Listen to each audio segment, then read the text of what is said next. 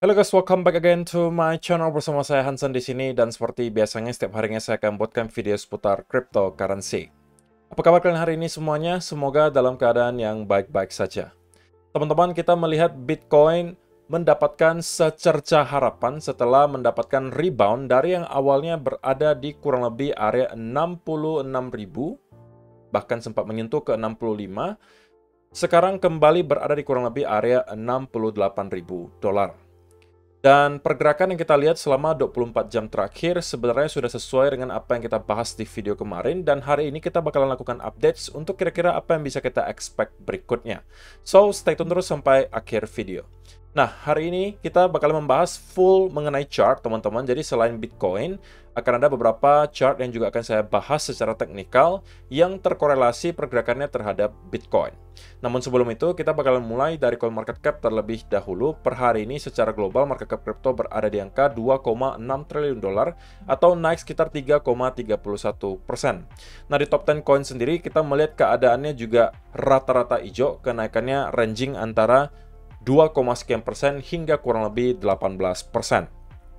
Dan hari ini top performernya adalah Avalanche dengan kenaikan 18,05%. Dan ini sebenarnya sudah saya mention di video altcoin Indonesia kemarin, teman-teman.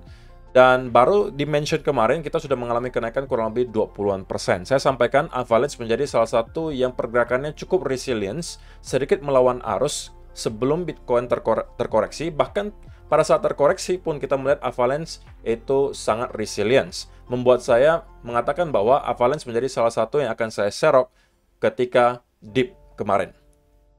Dan ini juga tentunya saya sampaikan di VIP Room, dan teman-teman yang berada di VIP Room harusnya sekarang sudah berada dalam keadaan floating profit setidak-tidaknya 20%. Jadi Avalanche menjadi top performer per hari ini. So, itu adalah outlook sementara dari beberapa top coin yang ada, teman-teman. Sekarang kita langsung aja masuk ke chart.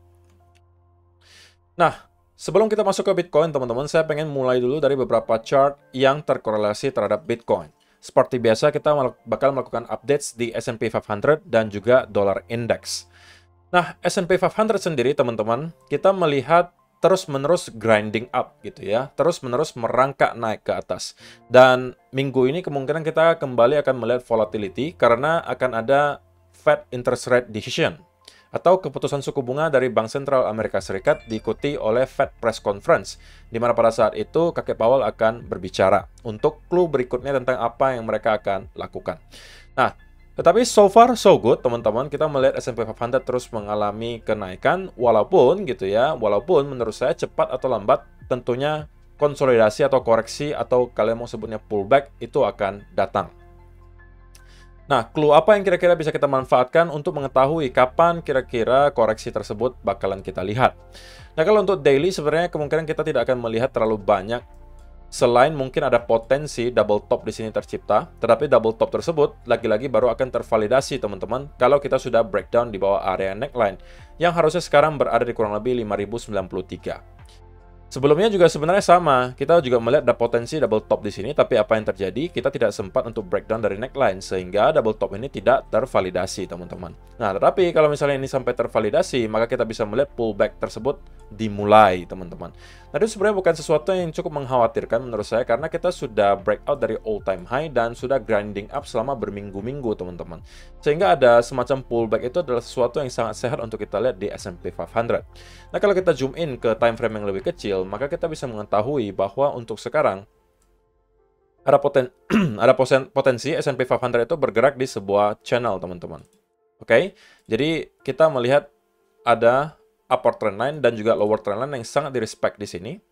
Kalau misalnya kalian mau rapikan lagi, mungkin modelnya seperti ini, ya kan? Jadi ini adalah channel yang sekarang sedang digunakan oleh S&P 500 untuk menentukan pergerakannya. Tetapi sekarang kita berada di penghujung lower trend line-nya, teman-teman. Jadi kalau misalnya kita sampai melihat breakdown terjadi di sini, maka ada dua hal yang berpotensi terjadi. Sekali lagi, kita berarti breakdown dari area trend line yang sudah menahan S&P 500 selama beberapa bulan terakhir. Yang kedua, kita juga berpotensi memvalidasi double top di sini. Jadi semoga saja hari ini dan besok kita bisa melihat S&P 500 kembali rebound untuk menghindari koreksi yang dalam terjadi, teman-teman. Oke, dan area 5.200 dan 5.300 itu bisa menjadi next target. Tapi memang, cepat atau lambat teman-teman, kita bakalan melihat S&P 500 untuk start terkoreksi. Asalkan koreksinya tidak terlalu tajam, teman-teman, saya rasa itu tidak akan membawa dampak yang terlalu signifikan untuk pergerakan Bitcoin. Tetapi kalau misalnya kita melihat ada sell-off yang sangat kencang, mungkin modelnya seperti ini, nah itu yang harus kita waspadai, teman-teman. Karena kita harus tahu bahwa sampai hari ini juga, pergerakan S&P 500 itu in general berkorelasi terhadap Bitcoin. Artinya, kalau misalnya kita melihat S&P 500 itu trennya bullish, maka kecenderungannya Bitcoin juga melakukan hal yang sama. Sebaliknya, jika kita melihat S&P 500 itu kesulitan, cenderung terkoreksi atau bahkan berada di bear market, maka kita juga akan melihat Bitcoin kesulitan untuk mendapatkan momentum. Oke, jadi so far untuk S&P 500 kita bakalan melihat kemungkinan akan ada percobaan untuk rebound sekali lagi. Tapi kalau ini breakdown, maka ini adalah awal dari koreksi dalam yang mungkin akan kita lihat. Targetnya paling dekat kemungkinan di 5.000 dolar. Ini adalah angka psikologi. Kalau misalnya kita mampu drop di bawah area itu, maka 4.900 sampai 4.800 akan menjadi target berikutnya. Nah, sedangkan untuk dolar indeks sendiri, teman-teman, kita masih melihat dolar indeks itu terus-menerus gitu ya, berada di area pertengahan channel ini. Atau ini adalah sideways channel. Jadi kalau kalian perhatikan, selama kurang lebih 1-2 tahun terakhir, sebenarnya kita hanya ranging kurang lebih di 105 sampai angka 100. Walaupun sempat ada percobaan untuk breakout di sini, tapi itu kita consider sebagai fake out karena tidak bertahan lama dan kemudian kita kembali roll over, teman-teman. Tetapi untuk sementara, kita melihat ada semacam push yang cukup impulsif gitu ya di sini. Membuat saya merasa short term kita akan melihat dolar index cenderung akan sedikit ke arah bullish. Gitu ya. Nah, targetnya adalah setidak-tidaknya nyampe ke sekitaran area 103,68 di sini. Yang kalau mampu kita breakout, maka itu sebenarnya bukan pertanda yang baik, teman-teman. Kalau kita mampu melihat dolar index untuk breakout, maka ada beberapa hal yang terjadi. Sekali lagi, kita breakout dari area resistance, kita breakout dari trendline, dan ini bisa menjadi awal untuk push berikutnya ke atas. Dan jika ini yang kita lihat, teman-teman, maka kita bisa melihat juga S&P 500 itu terkoreksi cukup dalam, dan kita harus waspadai juga hal tersebut karena bisa jadi Bitcoin juga akan ikutan ketarik turun. Tetapi selama trendline ini mampu kita hold, saya rasa kita masih mempunyai potensi untuk tetap melihat dolar index roll over. Nah, pergerakan besar berikutnya menurut saya akan bergantung nanti dengan event Fed Interest Rate Decision dan juga Fed Press Conference di hari Kamis ini, seingat saya. So, kalau misalnya kalian yang merupakan traders, itu adalah sesuatu yang menurut saya harus kalian aware. So, sekarang kita langsung aja masuk ke chartnya Bitcoin, teman-teman. Dan saya pengen mulai dari chart yang satu ini dulu. Chart 4 hour gitu ya. Jadi, setelah di video kemarin saya sampaikan bahwa saya pribadi expect memang akan ada semacam rebound dari Bitcoin di kurang lebih area 64 ribuan di sini. Dan kita sudah persis melihat hal tersebut terjadi, teman-teman. Nah, yang perlu kita ketahui bahwa untuk sementara, walaupun kita melihat ada push yang lumayan signifikan di sini, tapi bukan berarti kita sudah pasti akan kembali membentuk high baru, teman-teman. Karena hal ini bisa saja dengan sangat cepat berubah menjadi sesuatu yang mungkin mau kita hindari. Apa itu? Yaitu adalah potensial head and shoulder, teman-teman. Nah, ini yang mau kita hindari. Sehingga, kalau misalnya kita memang mau untuk breakout dan membentuk high baru, teman-teman, saya pengennya melihat Bitcoin untuk mampu breakout lagi di atas area 69.200, kurang lebih. Baik lagi breakout dari 69.500 dan close di atas area itu, kemudian start terkonsolidasi. Maka ini akan menjadi clue bahwa sepertinya Bitcoin sudah siap untuk kembali break ke high yang baru. Nah, tetapi teman-teman, kalau misalnya kita melihat dolar index tadi breakout trend line, S&P 500 breakdown trend line, maka kita justru berpotensi melihat Bitcoin juga ikutan ketarik turun, teman-teman. Dan saya sangat tidak mengharapkan tentunya kalau sampai hal tersebut terjadi. Ya, walaupun sebenarnya kalau kita yang sebagai seorang long-term investor ya, Penurunan harga itu kadang-kadang juga bisa menjadi sebuah berkah karena kita bisa mendapatkan altcoin kesayangan kita dengan harga yang mungkin jauh lebih murah daripada yang kita lihat hari ini. Walaupun kemarin kita sudah sempat mendapatkan ada diskon 20-30%, tapi kita nggak bisa mengetahui apakah itu sudah menjadi akhir dari koreksi kali ini, ataukah masih akan ada koreksi lanjutan sebelum pada akhirnya kita start untuk building momentum lagi ke atas. Nah, penentuannya nanti akan ada di kedua area ini, teman-teman. Pertama adalah 69.200, yang kedua adalah di sekitaran area 63.700, teman-teman. Yang kalau mampu kita jebol, oke. Kalau kita jebol ke atas consolidate, maka ini berarti kita akan langsung kembali lagi ke area higher high yang baru.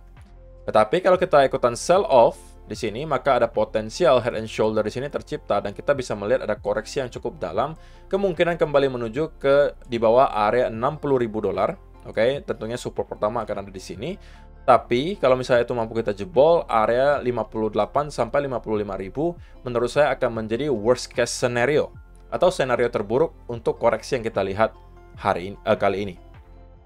So, kalaupun terkoreksi, kalau misalnya kalian merupakan long term holder untuk Bitcoin, sebenarnya tidak akan terlalu terpengaruh ya. Karena drop ke area 55.000 saja, teman-teman, itu hanya kurang lebih 25% kok.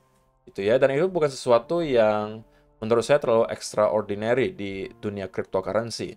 Angka 25% itu adalah sebuah angka yang kecil menurut saya, terutama untuk sebuah koreksi. Karena kalau misalnya kalian lihat di cycle-cycle sebelumnya ya, hal yang serupa juga pernah kita lihat, koreksi beberapa kali malah itu mencapai angka 20-30%. Di sini 20%, ya kan?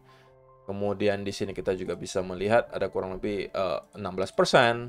So, 2 digit koreksi itu sesuatu yang bukan baru gitu terjadi di Bitcoin walaupun kita berada di bull market. So, bagi saya semua koreksi yang kita lihat di sini hanya adalah semacam istirahat gitu untuk Bitcoin mengumpulkan momentum lagi untuk kembali breakout ke atas. Tetapi ya tentunya itu akan bergantung kepada banyak hal apakah kita akan breakdown dari area ini. Kalaupun breakdown, sekali lagi worst case scenario-nya bagi saya 55 sampai 58.000 dolar. Tapi kalau kita bisa melihat para bulls berhasil untuk breakout kali ini di atas area 69.000 sampai 69.200 dan kemudian start untuk terkonsolidasi, maka itu menurut saya adalah pertanda dari Bitcoin bahwa kita sebenarnya sudah siap untuk kembali setidak-tidaknya retest ke area high terakhir di 73.800 atau bahkan break ke area all time high yang baru. Kemungkinan next target sudah akan ada berada di 80.000 dolar. So, saya rasa itu saja sih yang perlu saya sampaikan di video hari ini, teman-teman. Terima kasih untuk kalian yang sudah menonton sampai selesai. See you in the next video.